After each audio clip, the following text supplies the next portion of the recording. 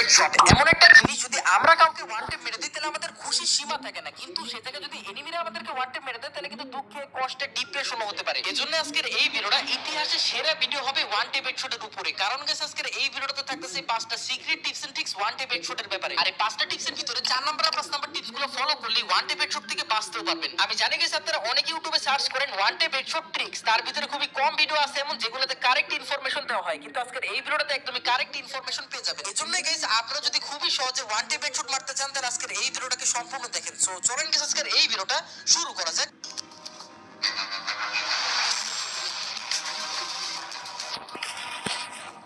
Number 1, aim position. হ্যাঁ guys, আপনার aim পজিশনটা কিন্তু অবশ্যই পারফেক্ট রাখা শিখতে হবে। যদি আপনার এম পজিশনটা পারফেক্ট না থাকে তাহলে আপনারা কোনো জীবনে ওয়ান টেপ হেডশট মারতে পারবেন না। শর্ট রেঞ্জের জন্য আপনার এমটা কিন্তু আলাদা রাখতে হবে, আর লং রেঞ্জের জন্য কিন্তু আপনার এমটা আলাদা রাখতে হবে। তো কিভাবে এম পজিশনটা রাখবেন এটা আমি আপনাদের এখন দেখাই দিচ্ছি। আপনারা অনেকেই কিন্তু শর্ট রেঞ্জে আপনার এমটা রেড রাখেন, এই কারণে গাইস আপনারা যেভাবেই ড্র্যাগ করেন না কেন, রোটেশন ড্র্যাগ বলেন বা নরমাল ড্র্যাগ বলেন, যেভাবে ড্র্যাগ করেন না কেন আপনার কিন্তু হেডশট লাগে না। হ্যাঁ, দু একবার ভুলে গেলে হেডশট লাগতে পারে, কিন্তু ম্যাক্সিমাম টাইমে কিন্তু শর্ট রেঞ্জে যদি আপনারা এনিমির বডির উপরে এমটা রাখেন তাহলে কিন্তু হেডশট লাগবে না। এজন্য গাইস আপনারা কিন্তু শর্ট রেঞ্জে আপনার এমটাকে ওয়াইড রাখবেন। ওয়াইড রাখলে কি হবে, আপনারা যখনই রোটেশন ড্র্যাগটা করবেন তাহলে কিন্তু 100% আপনাদের ওয়ান টেপ লাগবে। রোটেশন ড্র্যাগ মানে হলো গাইস আপনাদের ফায়ার বাটনটাকে কিন্তু অবশ্যই একটু ঘুরে ড্র্যাগ করতে হবে, তাহলে কিন্তু আপনাদের ওয়ান টেপটা লাগবে, ঠিক আছে? কিন্তু এনিমি যদি লং রেঞ্জে হয় আর আপনি যদি আপনার এম কে ওয়াইড রেখে রোটেশন ড্র্যাগ করে ভাবেন আপনার ওয়ান টেপ লাগবে, তাহলে কিন্তু সম্পূর্ণ ভুল ধারণা। আপনার কিন্তু ওয়ান টেপ লাগবে না। এজন্য লং রেঞ্জের এনিমিকে ওয়ান টেপ মারার জন্য আপনার এম কে আপনি রেড রাখবেন আর নরমাল ড্র্যাগ করবেন। রোটেশন ড্র্যাগ কিন্তু ভুল করবেন না। নরমালি কিন্তু আপনার ফায়ার বাটনকে কিন্তু উপরের দিকে করবেন, এমনি আপনার হেডশট লেগে যাবে। যেমনটা দেখলে আমি উইকেট থেকে কতগুলো হেডশট মারলাম, তো আপনাদেরও কিন্তু ঠিক এভাবেই ওয়ান টেপ লাগবে। এই বেসিক জিনিসটা আপনারা অনেকেই বুঝেন না, এই কারণে কিন্তু এখনো পর্যন্ত আপনারা ওয়ান টেপ হেডশট মারতে পারেন না। তো আমি আপনাদের কিন্তু এটা বলে দিলাম, আশা করি আপনাদের এই ভুলটা আর কোনোদিনও হবে না। Tips number 2, drag speed. হ্যাঁ গাইস, আপনি কত ফাস্ট ড্র্যাগ করেন অথবা কত স্লো ড্র্যাগ করেন এটার উপরে ডিপেন্ড করে আপনার ওয়ান টেপ লাগবে নাকি না। আমি জানি গাইস আপনারা অনেকেই আছেন যারা কিনা ওয়ান টেপ হেডশট মারার জন্য এত জোরে ড্র্যাগ করেন আপনাদের এমটা আকাশে চলে যায়। এখন আকাশে তো আর পাখি নেই ফ্রি ফায়ারে যে আপনারা পাখি কি মারবেন। অবশ্য ছোটবেলায় আমি একটা এরকমই গেম খেলতাম, ওই গেমটা কিন্তু আমি এই টিপসটাই ফলো করতাম।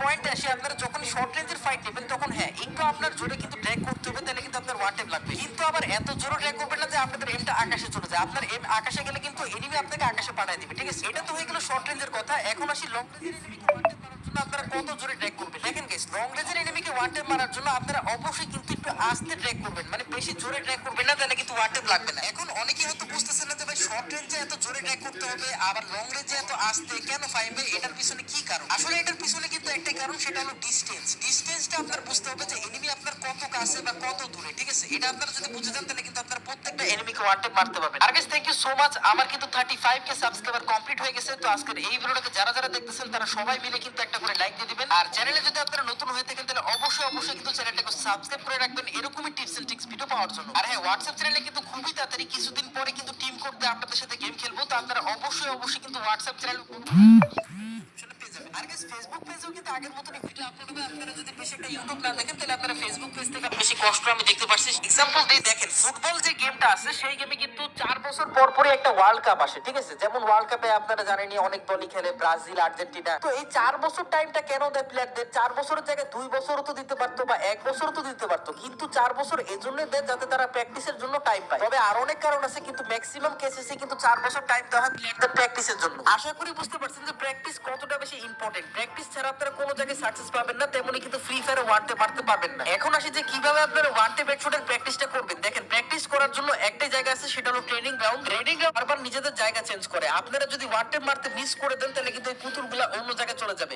লিস্ট আপনারা যদি এদিকে 15 মিনিটও প্র্যাকটিস করেন আপনাদের গেম প্লে স্কিলটা কিন্তু নেক্সট লেভেল হয়ে যাবে। আপনারা কিন্তু যে কোনো এনিমিকে ইজিলি ওয়ান টেপ দিয়ে মারতে পারবেন। এদিকে দেখেন, অ্যাডভান্সে থাকা অবস্থায় কিন্তু আমার গুলিগুলা ম্যাক্সিমাম এনিমি প্র্যাকটিসটা মাস্ট বি করবেন, নালে কিন্তু ওয়ান টেপ হেডশট মারতে পারবেন না। যতই আমার টিপস এন্ড ট্রিক্স দেখেন বা অন্য কারো ভিডিও দেখেন, আপনাদের মাস্ট বি কিন্তু প্র্যাকটিসটা করতেই হবে। Tips number 4, cover and fire. আপনারা অনেকে আছেন যারা কিনা কভার ফায়ার দেন না, এই কারণে কিন্তু যে কোনো এনিমি আপনাকে ওয়ান টেপ মেরে দেয়। আমি জানি গেছি আপনারা অনেকে আছেন ওয়ান টেপ মারার জন্য একদমই ওপেন ফিল্ডে বের হয়ে নুব বক করা শুরু করে দেন, তারপরে যখন এনিমি বের হয় তখন আপনারা ওয়ান টেপ মারার ট্রাই করেন। কি বলেন, করেন না এটা?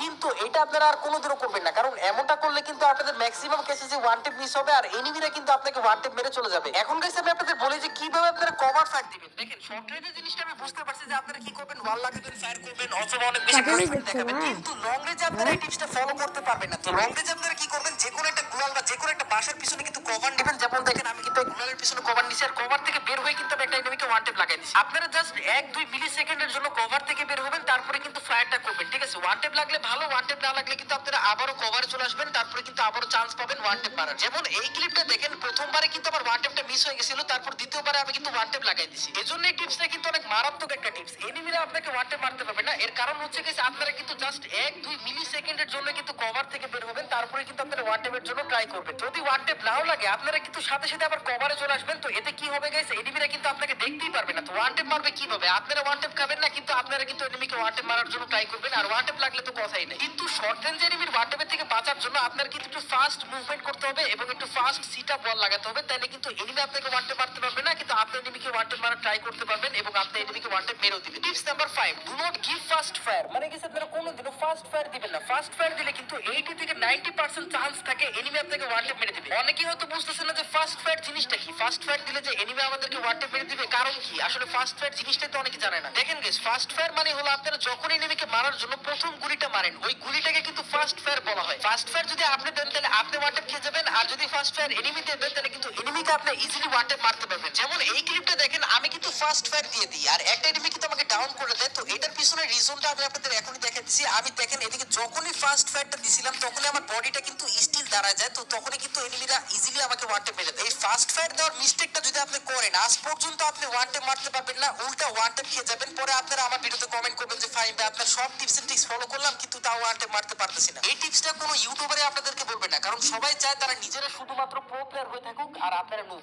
अरे बाप रे, ये तो धोती खोल रहा है। এজন্য আপনারা নিজেরা কোনোদিনও ফার্স্ট ফায়ার না দিয়ে কিন্তু এনিমিদের ফার্স্ট ফায়ারের ওয়েট করবেন। যখনই এনিমিরা ফার্স্ট ফায়ার দিবে তখনই কিন্তু আপনারা ড্র্যাগ করবেন, দেখবেন যে 100% ওয়ান ট্যাপ হেডশট লেগে যাবে। গাইস, আমার চ্যানেলের উদ্দেশ্যটা হলো আমি সবাইকে প্রো প্লেয়ার বানাতে চাই, কিন্তু আমি যখন এই সাবস্ক্রাইবারের গ্রাফটা দেখি আমি কিন্তু অনেক বেশি ডিমোটিভেট হয়ে যাই। লাইক সিরিয়াসলি 84% ভিউয়ার কিন্তু আমার ভিডিও রেগুলার দেখে কিন্তু এখনো পর্যন্ত সাবস্ক্রাইব করেনি। তো এমনটা করবেন না, আপনারা সবাই মিলে যদি সাবস্ক্রাইব করে দেন তাহলে খুবই তাড়াতাড়ি কিন্তু 100k সাবস্ক্রাইবার হতে টাইম লাগবে না। সো গাইস, আপনি যদি সিএস র্যাঙ্কের বেস্ট ক্যারেক্টার কম্বিনেশন গুলো নিয়ে খেলতে চান তাহলে এখন এই ভিডিওতে ক্লিক করেন। দেখা হচ্ছে এই ভিডিওটাতে। আল্লাহ হাফেজ।